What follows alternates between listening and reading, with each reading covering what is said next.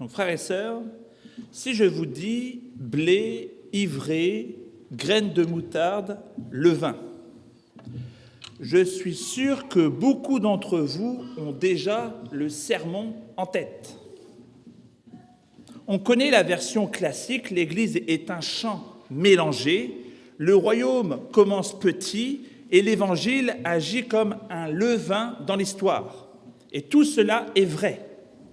Et cet après-midi, je voudrais vous poser une question peut-être dérangeante. Et si ces paraboles ne portaient pas d'abord sur l'histoire de l'Église, mais d'abord sur l'histoire d'Israël? Et si Jésus ne se plaçait pas au début de l'histoire, mais à la fin d'une histoire? Et si, quand il parle de la moisson, du feu et de la fin d'un âge, il parlait d'abord de son propre siècle, de son Israël, de cette génération qui va voir le temple tomber? C'est ce que nous allons voir. Lisons ensemble les Saintes Écritures. Je vous invite à vous lever.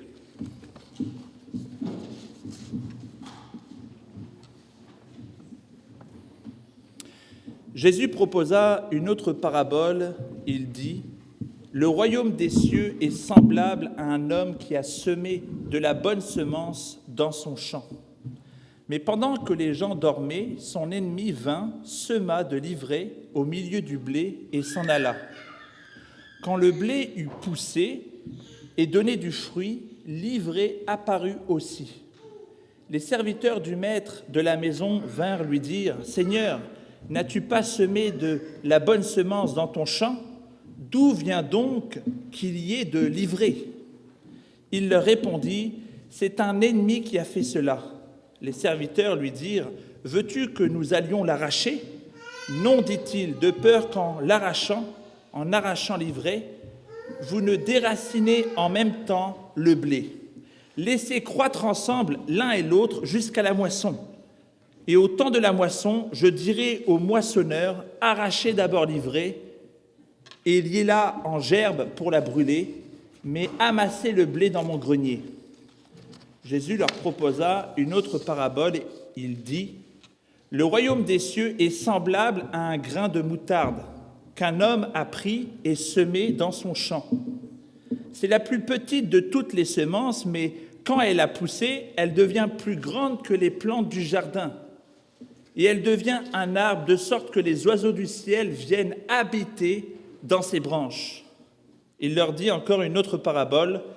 Le royaume des cieux est semblable à du levain qu'une femme a pris et qu'elle a mêlé à 3 mesures de farine jusqu'à ce que toute la pâte soit levée. Jésus dit tout cela aux foules en parabole. Et il ne leur parlait pas sans parabole, afin que s'accomplisse ce qui avait été annoncé par le prophète. « J'ouvrirai la bouche pour parler en parabole, je proclamerai des choses cachées depuis la création. » Alors Jésus laissa les foules et entra dans la maison, et ses disciples s'approchèrent et lui dirent « Explique-nous la parabole de l'ivraie dans le champ. » Il répondit « Celui qui sème la bonne semence, c'est le Fils de l'homme. Le champ, c'est le monde. La bonne semence, ce sont les fils du royaume. L'ivraie, ce sont les fils du malin. L'ennemi qui l'a semé, c'est le diable. La moisson, c'est la fin du monde. Les moissonneurs, ce sont les anges. Or, comme on arrache l'ivraie pour la jeter au feu, il en sera de même à la fin du monde. Le Fils de l'homme enverra ses anges. Ils enlèveront de son royaume tous les scandales et ceux qui commettent l'iniquité.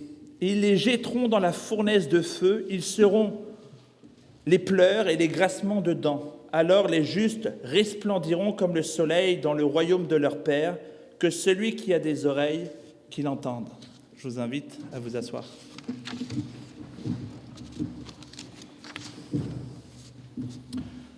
Donc prenons un petit peu de recul sur le texte que nous venons de lire.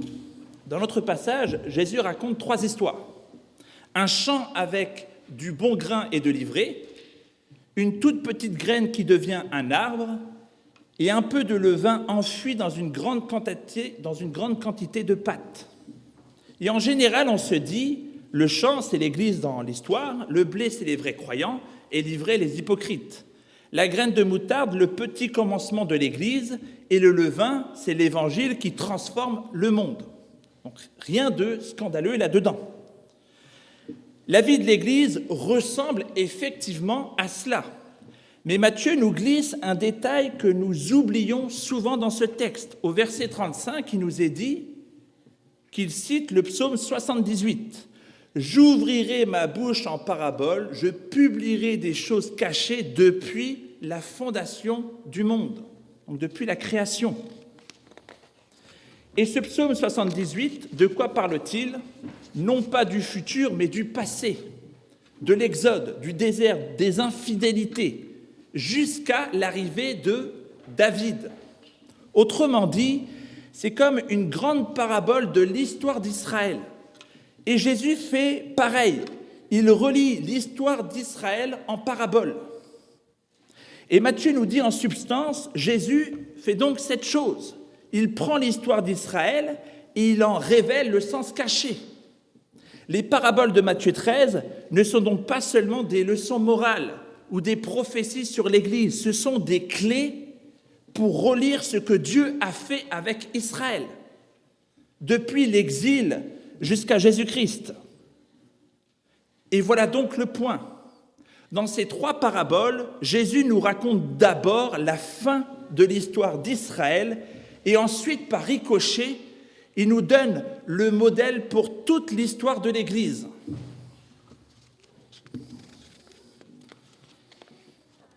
Commençons par la parabole du blé et de l'ivraie. Donc, vous connaissez sûrement l'histoire, hein. Un homme sème du bon grain. Pendant la nuit, l'ennemi vient et sème de l'ivraie et tout pousse ensemble. Et les serviteurs posent une question pertinente et à la fois très moderne. Est-ce qu'on arrache tout? On nettoie tout? On purifie tout? Et le maître répond, non. Vous risqueriez d'arracher le blé. Laissez tout pousser jusqu'à la moisson et ce jour-là, on va trier. Et Jésus explique lui-même la parabole. Le champ, c'est le monde. La bonne semence, c'est les fils du royaume. L'ivraie, c'est les fils du malin. La moisson, c'est la fin de l'âge. Et donc, nous avons tendance à entendre premièrement la fin du monde, la fin de l'univers. Mais Matthieu, à travers ce terme d'âge qui se termine, c'est d'abord l'âge de l'ancienne alliance qui se termine.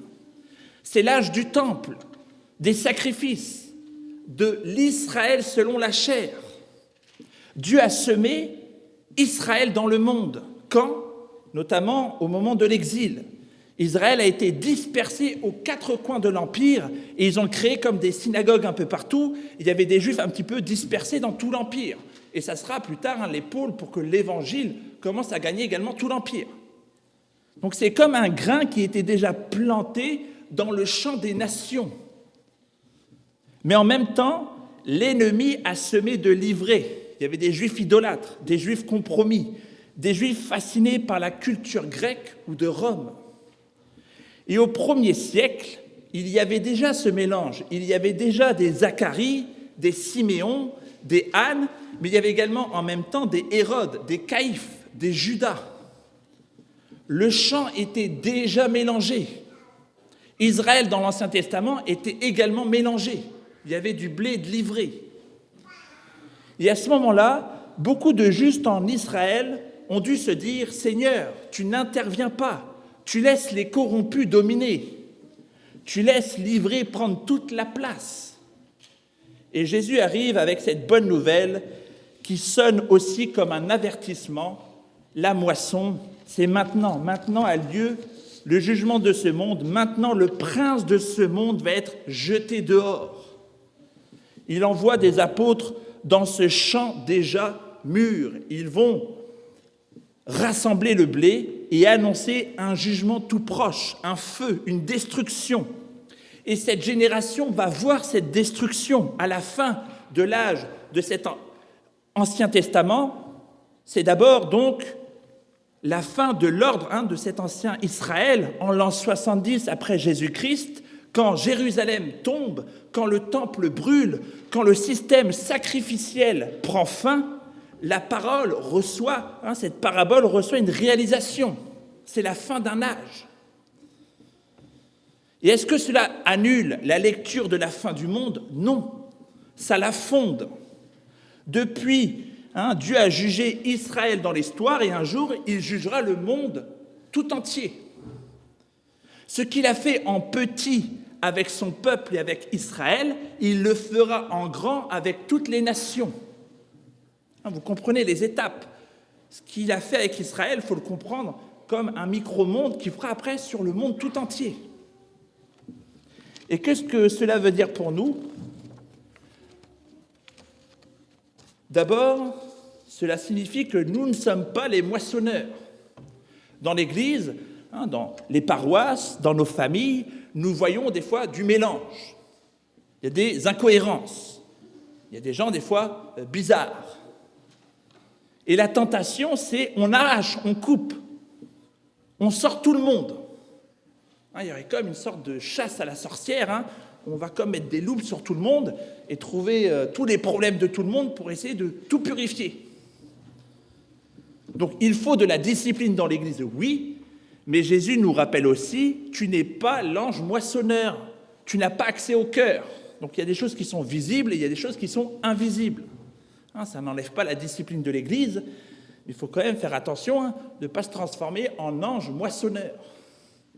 Donc prudence dans les jugements. Il y a également un appel de douceur dans les conflits. Et il y a une crainte de Dieu quand on parle d'arracher quelqu'un. Une excommunication, c'est un dernier recours pour appeler à la repentance. Il y a un péché visible, la personne ne veut pas se repentir, elle peut être excommuniée, mais cette excommunication, c'est en réalité un appel à revenir.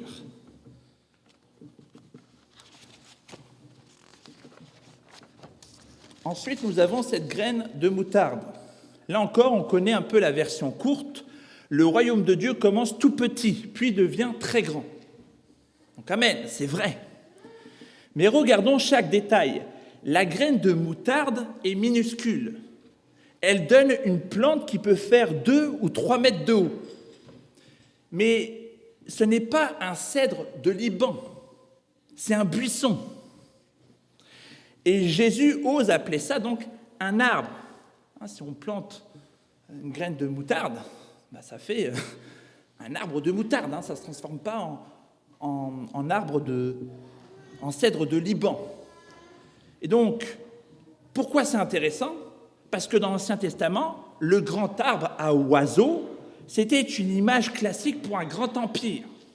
Dans Ézéchiel 17, Dieu parle d'un cèdre symbolique et il dit « Tous les oiseaux de toute espèce habiteront à l'ombre de ses branches ». Et dans Daniel 4, avec Nabuchodonosor, il compare également à un immense arbre qui nourrit les bêtes et abrite les oiseaux. Donc le grand arbre, c'est Babylone, c'est l'empire, c'est la puissance. Et Jésus reprend exactement la même image pour parler d'un buisson de moutarde.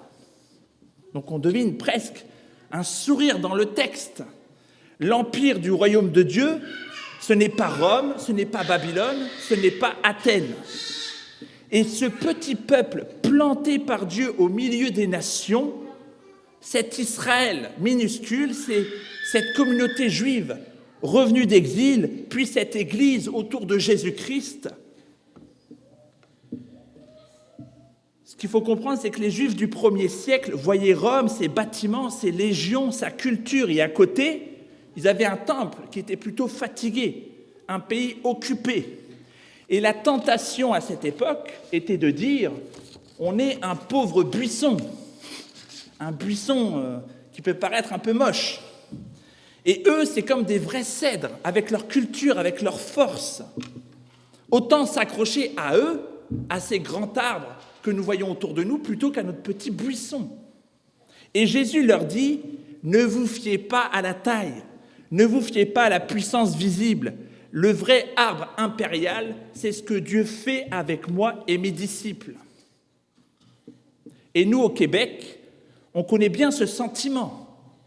À côté des grands cèdres, l'État, les médias, les grandes institutions, il y a comme des petites églises qui se rassemblent et qui sont comme des buissons, qui paraissent comme rien dans la balance.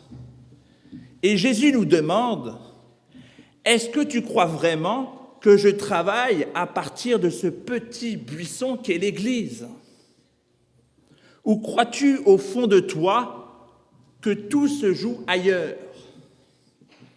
Donc concrètement, c'est un appel pour nous à arrêter de minimiser une petite Église fidèle, mais également d'arrêter de courir après une respectabilité des grands arbres.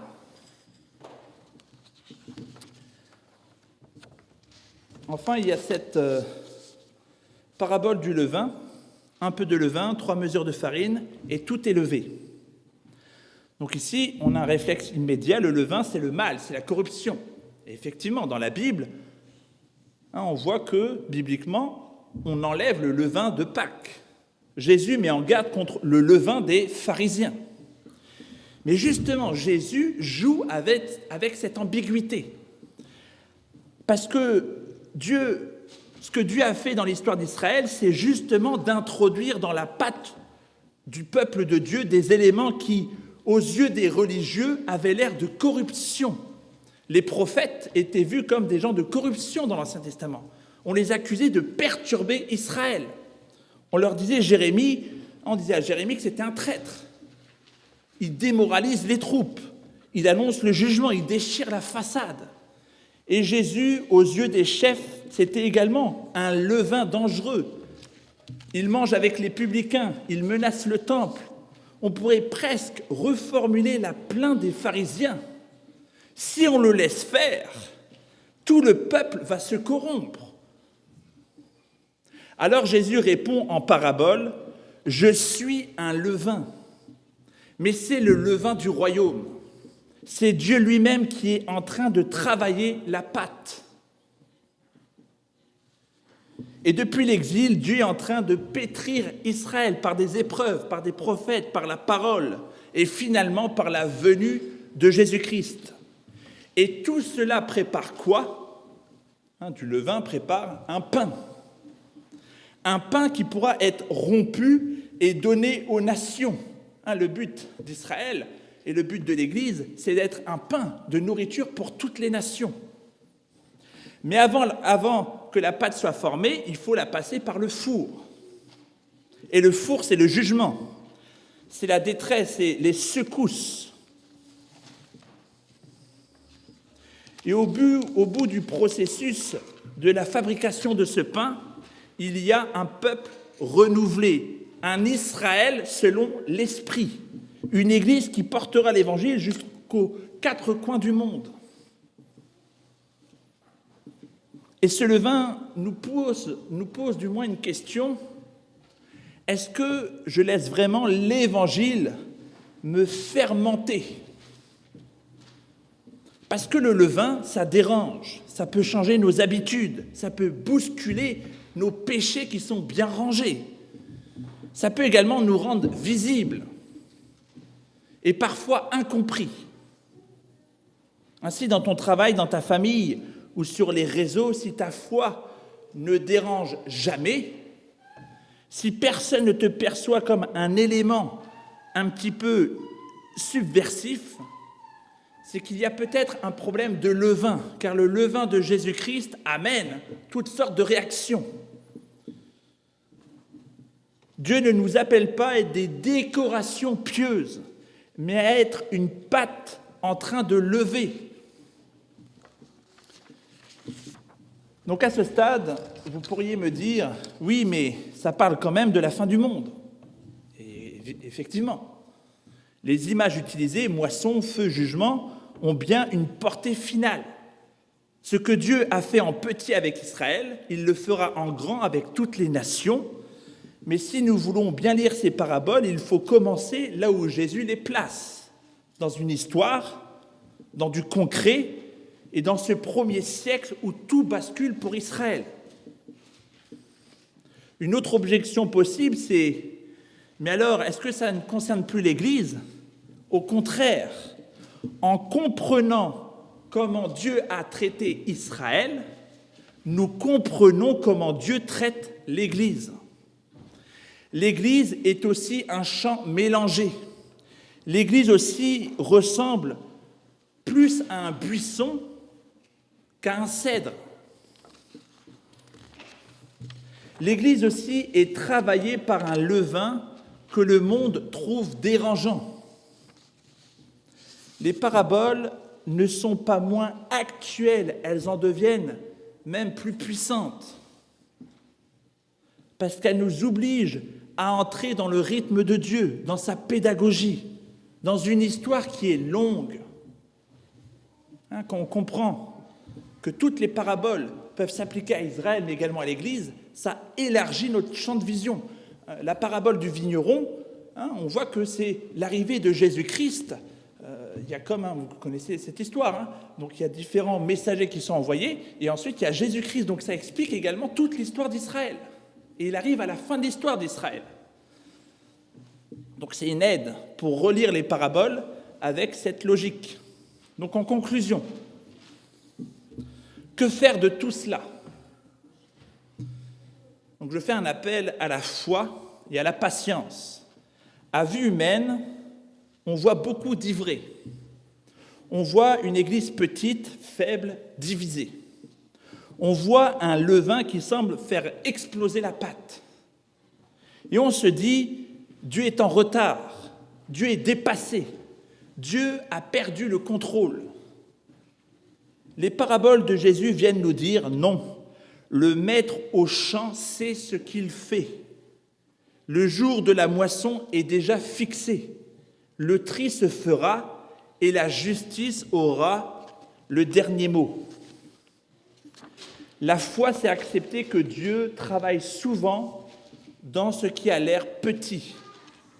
Une graine de moutarde, une poignée de disciples, une église locale. Et Jésus nous dit, c'est là que je bâtis mon royaume, c'est là que je fais nicher les oiseaux, c'est là que je prépare un pain pour le monde. Enfin, la patience. Nous voudrions arracher l'ivraie tout de suite, avoir un cèdre tout de suite et voir la pâte levée tout de suite. Dieu, lui, accepte le temps long. Il laisse des fois le mal se dévoiler, le bien se fortifier et la foi mûrir. Il demande à ses serviteurs de ne pas se prendre pour des moissonneurs, de ne pas mépriser les petits commencements et de ne pas paniquer quand ça bouge dans la pâte. Et au centre de tout ça, il met qui? Son fils.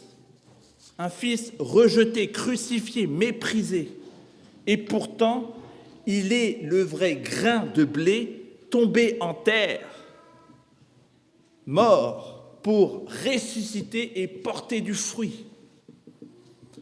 Alors, frères et sœurs, le royaume vient comme un champ mélangé, un buisson qui fait sourire les empires, un levain qui dérange les religieux.